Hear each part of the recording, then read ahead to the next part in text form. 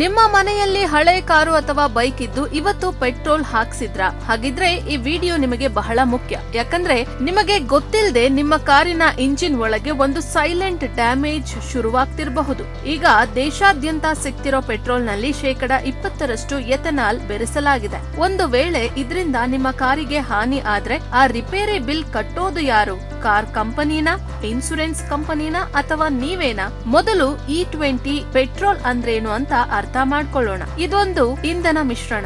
80% petrol, 20% ethanol ಸೇರಿಸಿ ಮಾಡಿರುವಂತಹ ಇಂಧನ. ಭಾರತ ಸರ್ಕಾರ ತನ್ನ ರಾಷ್ಟ್ರೀಯ ಜೈವಿಕ ಇಂಧನ ನೀತಿಯಡಿ 2030ಕ್ಕೆ ಇಟ್ಕೊಂಡಿದ್ದ ಈ ಗುರಿಯನ್ನ 5 ವರ್ಷ ಮುಂಚಿತವಾಗಿಯೇ ಅಂದ್ರೆ 2025-26ರ ವೇಳೆಗೆ ನಡೆಸ್ತಾ ಇದೆ. ಸಮಸ್ಯೆ ಇರೋದು ಎಲ್ಲಿ ಅಂದ್ರೆ ಸರ್ಕಾರದ್ದೇ ಅಂಕಿಅಂಶಗಳ ಪ್ರಕಾರ 2023ಕ್ಕಿಂತ ಹಳೆಯದಾದ ಕೋಟ್ಯಾಂತರ ವಾಹನಗಳು ಈ ಪ್ರಮಾಣದ ಎಥೆನಾಲ್ಗೆ ಪ್ರಾಮಾಣೀಕರಿಸಲ್ಪಟ್ಟೇ ಇಲ್ಲ. ಎಥೆನಾಲ್ ತೇವಾಂಶನ ಬೇಗ ಹೀರಿಕೊಳ್ಳೋದ್ರಿಂದ ಹಳೆಯ ವಾಹನಗಳ ರಬ್ಬರ್ ಭಾಗಗಳು, ಫ್ಯೂಯಲ್ ಪೈಪ್ಗಳು ಬೇಗ ಹಾಳಾಗೋ ಅಥವಾ ತುಕ್ಕು ಹಿಡಿಯೋ ಅಪಾಯ ಇರುತ್ತೆ. ಈಗ ಸರ್ಕಾರದ ಪ್ರತಿಕ್ರಿಯೆ ಏನು ಅಂತ ನೋಡೋಣ. ಪೆಟ್ರೋಲಿಯಂ ಮತ್ತು ನೈಸರ್ಗಿಕ ಅನಿಲ ಸಚಿವಾಲಯ ಹಾಗೂ ಕೇಂದ್ರ ಸಾರಿಗೆ ಸಚಿವ ಇಂಜಿನ್ ಹಾನಿ ಆಗುತ್ತೆ ಅನ್ನೋದೇ ಆಧಾರರಹಿತ ವದಂತಿ ಅಂತ ಸ್ಪಷ್ಟಪಡಿಸಿದ್ದಾರೆ. ಕಂಪನಿಗಳ ಸೇವಾ ದತ್ತಾಂಶ ಪರಿಶೀಲಿಸಿದಾಗ ಇಂಜಿನ್ ಹಾನಿಗೆ ಯಾವ ಬಲವಾದ ಆಧಾರನೂ ಸಿಕ್ಕಿಲ್ಲ ಅಂತ ಸರ್ಕಾರ ಒಂದು ಕಡೆ ಹೇಳಿದೆ. ಆದ್ರೆ ಒಂದು ವಿಷಯನ ಸರ್ಕಾರ ಒಪ್ಕೊಂಡಿದೆ.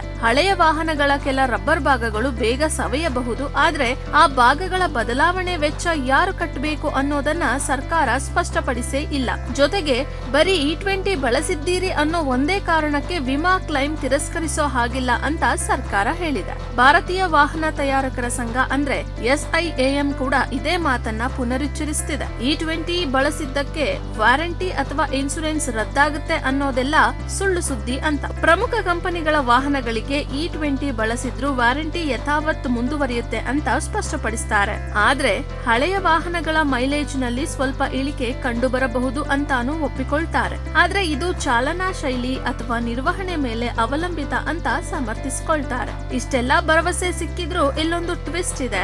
ಇನ್ಸೂರೆನ್ಸ್ ಕಂಪನಿಗಳ ಕಥೆನೇ ಬೇರೆ. ಉದಾಹರಣೆಗೆ ಪ್ರಮುಖ ವಿಮಾ ಸಂಸ್ಥೆ ತನ್ನ ವೆಬ್ಸೈಟ್ ನಲ್ಲಿ E20 ಬಳಸಿದ್ದಕ್ಕೆ ಕ್ಲೈಮ್ ತಿರಸ್ಕರಿಸಲ್ಲ ಅಂತ ಬರೆದುಕೊಂಡಿದೆ. ಆದ್ರೆ ಅದೇ ಸಂಸ್ಥೆ ಒಬ್ಬ ಗ್ರಾಹಕರಿಗೆ ಕೊಟ್ಟ ಸ್ಪಷ್ಟನೆಯಲ್ಲಿ ತಪ್ಪಾದ ಇಂಧನ ಬಳಕೆಯಿಂದ ಇಂಜಿನ್ ಹಾಳಾದ್ರೆ ಕ್ಲೈಮ್ ಆಗಲ್ಲ ಅಂತ ಹೇಳಿದೆ. ಅಂದ್ರೆ ಇದರ ಅರ್ಥ ಏನು? ನೀವು E20 ಬಳಸಿದ್ದೀರಿ ಅನ್ನೋ ಒಂದೇ ಕಾರಣಕ್ಕೆ ಕ್ಲೈಮ್ ತಿರಸ್ಕರಿಸಲ್ಲ, ಆದ್ರೆ ನಿಮ್ಮ ಇಂಜಿನ್ ಹಾಳಾಗೋಕೆ E20ನೇ ನೇರ ಕಾರಣ ಅಂತ ವಿಮಾ ಸರ್ವೇಯರ್ ವರದಿ ಕೊಟ್ರೆ ಮಾತ್ರ ಆ ಸಂಸ್ಥೆ ಇಂಧನ ಸಂಬಂಧಿತ ಹಾನಿ ಅಂತ ನೆಪ ಹೇಳಿ ಕ್ಲೈಮ್ ತಿರಸ್ಕರಿಸೋ ಪೂರ್ತಿ ಸಾಧ್ಯತೆ ಇದೆ.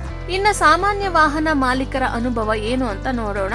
ಲೋಕಲ್ ಸರ್ಕಲ್ಸ್ ನಡೆಸಿದಂತಹ ಒಂದು ಬೃಹತ್ ಸಮೀಕ್ಷೆಯಲ್ಲಿ 66% ಹಳೆಯ ಪೆಟ್ರೋಲ್ ವಾಹನ ಮಾಲೀಕರು ತಮ್ಮ ಕಾರು, ಬೈಕ್ಗಳ ಮೈಲೇಜ್ 10%ಕ್ಕಿಂತ ಹೆಚ್ಚು ಕಡಿಮೆ ಆಗಿದೆ ಅಂತ ದೂರಿದ್ದಾರೆ. ಇನ್ನು 55% ಮಾಲೀಕರು ಇತ್ತೀಚಿನ ದಿನಗಳಲ್ಲಿ ಬಿಡಿ ಭಾಗಗಳ ಸವೆತ ಹಾಗೂ ರಿಪೇರಿ ವೆಚ್ಚ ದಿಢೀರ್ ಹೆಚ್ಚಾಗಿದೆ ಅಂತ ಹೇಳಿ ತಿಳಿಸ್ತಾ ಇದ್ದಾರೆ. ಈ ಸಂಖ್ಯೆಗಳೇ ಸಾಕು. ಸಮಸ್ಯೆ ಬರೀ ಕಾಗದದ ಮೇಲಿನ ಚರ್ಚೆ ಅಲ್ಲ, ರಸ್ತೆ ಮೇಲಿನ ವಾಸ್ತವ ಅಂತ ಗೊತ್ತಾಗುತ್ತೆ. ಹಾಗಾದ್ರೆ ಅಂತಿಮವಾಗಿ ಬಿಲ್ ಕಟ್ಟೋದು ಯಾರು ಅಂತ ಸ್ಪಷ್ಟವಾಗಿ ಹೇಳ್ಬೇಕು ಅಂದ್ರೆ ನಿಮ್ಮ ವಾಹನ 2023ರ ನಂತರ ತಯಾರಾಗಿದ್ದು E20 ಸರ್ಟಿಫೈಡ್ ಆಗಿದ್ರೆ ನಿಮಗೆ ಯಾವ ಆತಂಕನೂ ಬೇಡ.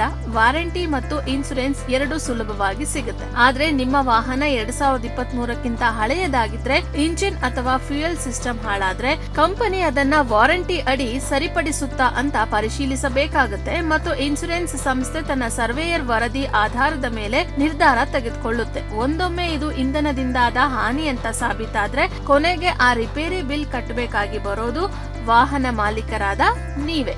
ಇಷ್ಟೆಲ್ಲಾ ಗೊಂದಲದ ನಡುವೆ ನೀವು ಏನ್ ಮಾಡಬಹುದು ಅಂತ ಒಂದು ಸಿಂಪಲ್ ಸಲಹೆ. ಹಳೆಯ ವಾಹನ ಇರೋರು ತಮ್ಮ ಕಾರಿನ ಫ್ಯೂಯಲ್ ಫಿಲ್ಟರ್ ಮತ್ತು ರಬ್ಬರ್ ಪೈಪ್ ಗಳನ್ನ ನಿಯಮಿತವಾಗಿ ಸರ್ವಿಸ್ ಮಾಡಿಸಿ, ಜೊತೆಗೆ ವಿಮೆ ನವೀಕರಿಸುವಾಗ ಎಂಜಿನ್ ಪ್ರೊಟೆಕ್ಟ್ ಅನ್ನೋ ಆಡ್ ಆನ್ ಕವರ್ ತೆಗೆದುಕೊಳ್ಳೋದು ಬಹಳ ಸೂಕ್ತ. ಇದರಿಂದ ಎಂಜಿನ್ ಸಂಬಂಧಿತ ಸಮಸ್ಯೆ ಬಂದ್ರೂ ಸ್ವಲ್ಪ ಮಟ್ಟಿಗೆ ರಕ್ಷಣೆ ಸಿಗುತ್ತೆ.